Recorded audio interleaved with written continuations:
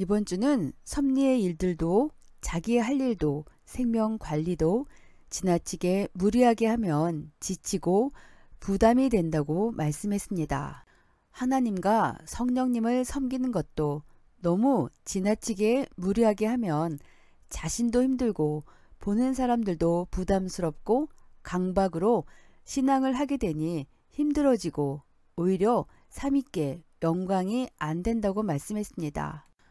하나님이 시대에 말씀을 주시며 뜻을 이루라고 보낸 사명자를 대할 때도 그러합니다. 잘한다고 하는 것이 지나치게 섬기며 대하면 서로 지치고 부담스럽고 오해도 받고 섭리사 이미지도 떨어지고 오히려 삼위의 영광을 가리게 됩니다. 이것이 주일 말씀에 이어서 오늘 전하려고 하는 말씀의 핵심입니다. 이 시대에 우리들도 하나님께서 보낸 사명자의 말씀을 듣고서 그 사명자를 지나치게 따르고 대하는 것이 아니라 근본자 하나님을 믿고 섬겨야 됩니다. 사명자를 보내주신 자는 하나님이고 시대의 사명자는 심부름꾼입니다. 근본은 하나님이니 심부름꾼을 지나치게 대하거나 하나님이 가려지면 안 됩니다. 섭리도 보이는 선생을 더 중심하기도 하지만 항상 잊지 말아야 할 것은 그 말씀의 근본자를 생각하고 신령한 영의 존재자를 믿고 따라야 된다는 것입니다. 그래야 신앙의 중심을 바로 세우고 말씀을 전하는 자나 듣는 자도 부담 없이 좋아하고 예수님도 좋아하시고 삼위일체도 영광을 받으십니다.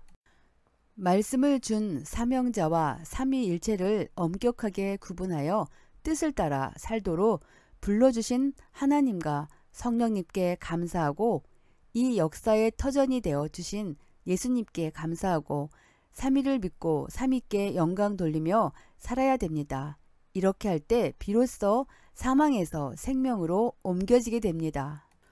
우리는 하나님의 역사를 이어가기 위해 신약 말씀의 터전 위에 더 구체적으로 시대의 말씀을 듣고 근본이 되신 삼위일체를 믿고 사랑하며 살아가고 있습니다. 그러니 보이는 사명자를 중심하지 말고 그 말씀의 주인을 중심해야 됩니다.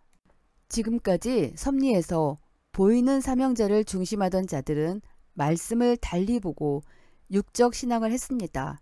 이것이 근본자 삼위를 중심하며 영적 신앙을 하는 사람들의 신앙까지 오해를 받게 했습니다. 보이는 사명자를 중심하면 육적 신앙이 되어 하나님의 뜻을 세울 수가 없고 삼위께로 가는 영광을 가로채는 것이 됩니다. 자연 성전의 화분이나 하나님의 길에 노래기 근본 문제를 해결하듯이 우리도 오늘 말씀 따라서 살 때 근본 문제를 해결하는 신앙생활을 하게 됩니다. 그러면 부담되지 않은 섭리 역사가 됩니다. 시청해 주셔서 감사합니다. 말씀의 주인이신 근본자가 중심이 되어야 합니다. 그래야 하나님의 뜻을 온전히 이루고 삼위께 영광이 됩니다. 이렇게 할 때 근본 문제가 해결됩니다.